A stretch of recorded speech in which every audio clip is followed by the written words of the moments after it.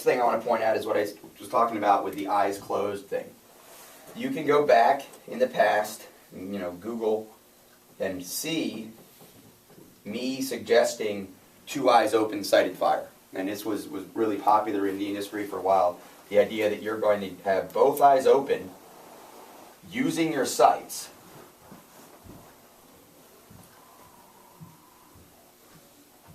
to engage a target. The problem with trying to have both eyes open using the sights engaging the target is that light travels in a straight line.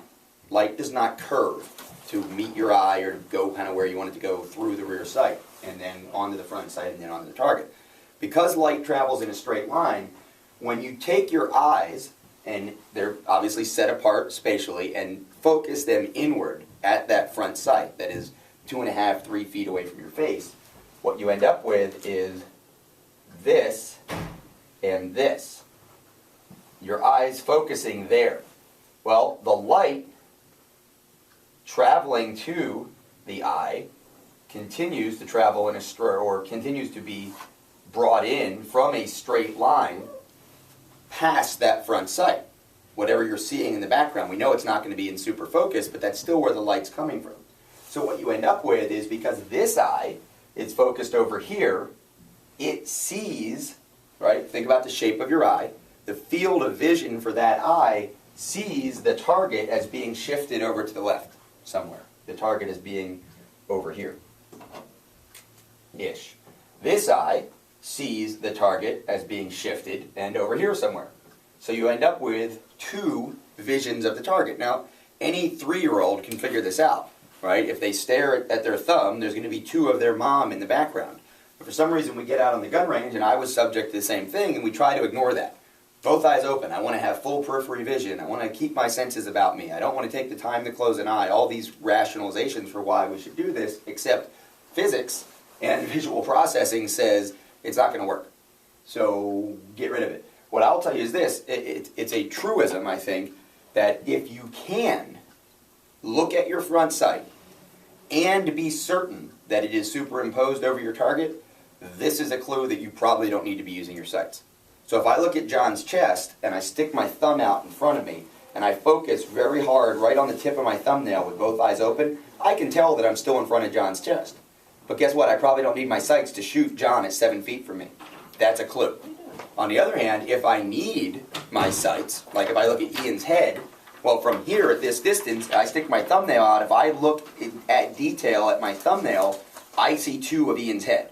And I think I'm superimposed over one of them, the one that happens to be over to the right, and I happen to be slightly left eye dominant, so that would make sense. That's the target. The target that I'm looking at of those 2 is probably the one that's pushed off to the right. So when I go out, the fact that I see 2 of Ian's head when I look at my thumb sight, my front sight, I close one eye, boom, I'm right there. And check this out. Let's talk about eye dominance. I stick my thumb out, and I'll go full on rear sight, front sight. If I do that, and I close my left eye, I can see my left finger between these 2 fingers and know that my sights are aligned on Ian. I can close my right eye and put the gun in front of my left eye and see exactly the same thing. Unless I am blind in one eye or the other, eye dominance doesn't matter for the sight alignment sight picture. All of the tests that we do for eye dominance, put the thumb out, close one eye, close the other eye, and see what the thumb, when it blocks the thing you're looking at. Put the little hole between your hands and put something in it, and then slowly bring it back to your face and see which eye it goes to. Those tests prove that it is irrelevant to work, that we should not be worrying about eye dominance with pistol shooting. With a long gun, completely different. I've got a long gun, it's attached to my face. I've got a long gun with a bead sight, it's attached to my face. If I'm looking with my right eye, on my line of sight, light traveling in a straight line is currently aligned with the bore. But because my brain prefers to use a left eye, if I'm looking with my left eye, my angle of the light traveling to that bead is not aligned with the bore. This is why with a long gun, particularly one with a bead sight like a shotgun, particularly against a fast-moving target like a clay or a game bird, we definitely want to be using the gun on the side of our dominant eye or block the vision somehow with a piece of scotch tape on our shooting glasses or whatever, so that our brain is forced to use the eye that's actually behind the bead. With a rear sight, it really doesn't matter. If you're looking through the rear sight and seeing the front sight, and the gun is attached to your face like a ghost ring on an M4, you must be looking with the strong eye, because this eye can't see through that rear sight. Does that make sense? So unless you're way off in that case, or unless you're really like legally blind in one eye or the other, then you want to close an eye. If I close an eye with my sight, alignment sight picture, let's go back to just simply not the eye dominance issue. I close an eye. I've got my rear sight and my front sight. Probably not really straight.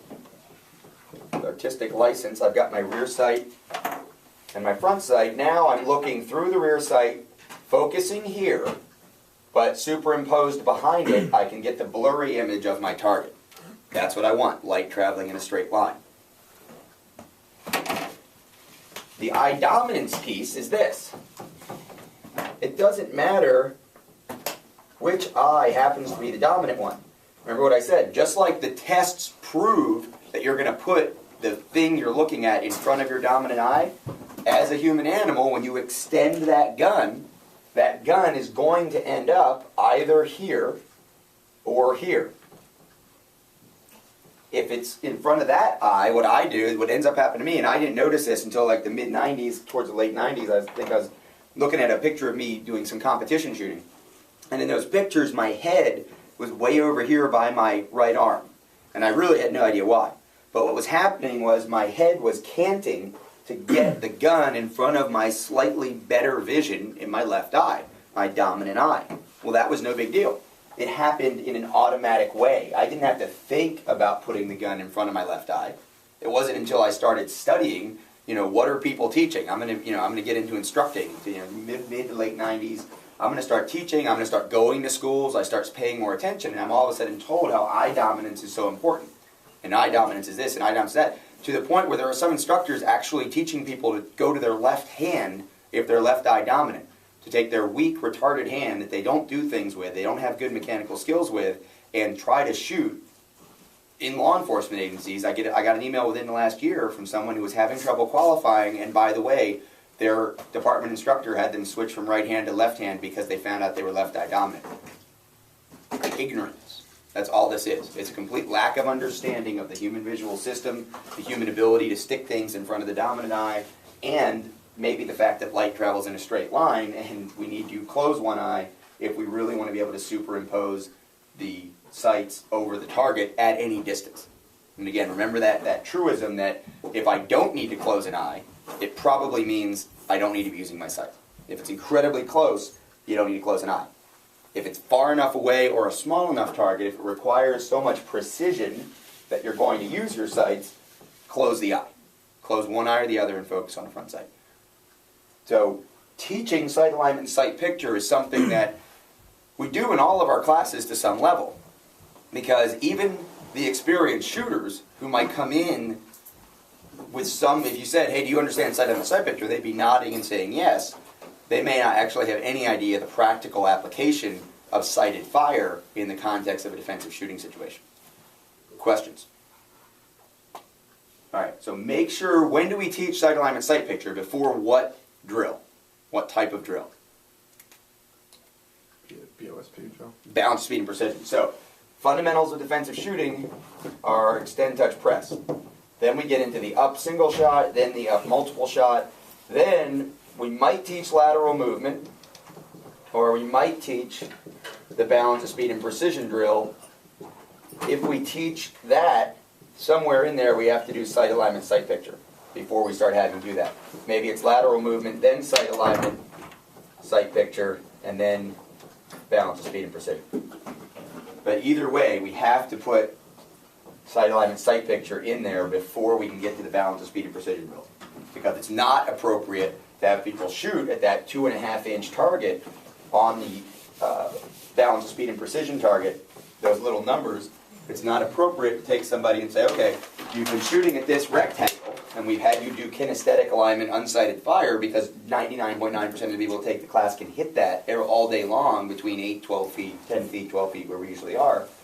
But not everybody, and in fact, most people cannot reliably hit these numbers efficiently, right? Sometimes it's faster to use your sights.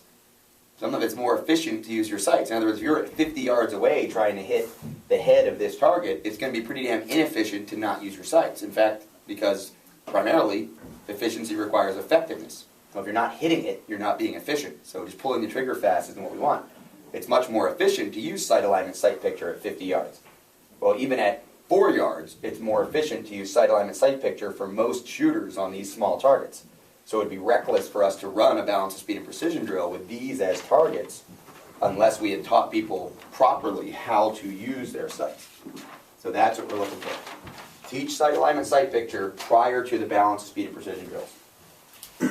And explain all of those things around it. A lot of times the eye dominance issue will come up because people will ask. The day when it stops being asked, we're never going to teach it again.